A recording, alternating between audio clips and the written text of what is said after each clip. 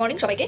তো আজকে প্রতিদিনের মতো আজকেও তোমাদের সাথে শেয়ার করবো কি রান্না করছি। তো আজকে একটু স্পেশাল রান্না হচ্ছে, সেটা হচ্ছে বিরিয়ানি রান্না করবো। তো বিরিয়ানি রান্না করার জন্য এখানে আমি চালটাকে ভিজিয়ে রেখেছি, প্রায় 1 ঘন্টা হলো ভিজিয়ে রেখেছি চালটাকে। আর হচ্ছে এখানে আমি চিকেনটাকে ম্যারিনেট করে রেখেছি, দই, পেঁয়াজ, আদা, রসুন দিয়ে আমি ম্যারিনেট করে রেখেছি। আর দিয়েছি দারুচিনি, লবঙ্গ আর এলাচ, এগুলো সব মিক্সিতে পেস্ট করে আমি চিকেনটাকে ম্যারিনেট করে রেখেছি 1 ঘন্টা মতো।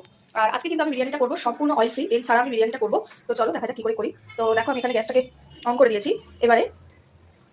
এবারে এই যে ম্যারিনেট করা চিকেনটা আছে, 1/2 ঘন্টা আগে ম্যারিনেট করেছি, না বেশি টাইম নেই আমার কাছে। তো সেই জন্য এই চিকেনটাকে আমি এতে দিয়ে দেবো। এতে দইটা একটু বেশি পরিমাণে দিয়েছি। তো দেখো চিকেনটা আমি সম্পূর্ণ শুকনো করার উপরে দিয়ে দিলাম, কোনো তেল দিই, এবং ম্যারিনেট করার সময়ও কিন্তু কোনো তেল আমি এতে অ্যাড করিনি। আর এদিকে তো বিরিয়ানি চিকেনটা হচ্ছে।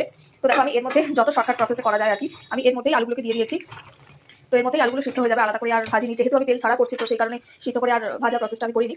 তো চলো দেখাচ্ছি লাস্ট অবধি কেমন হয় বিরিয়ানি। চলো দেখি কেমন হয়েছে। এই যে আমি এটা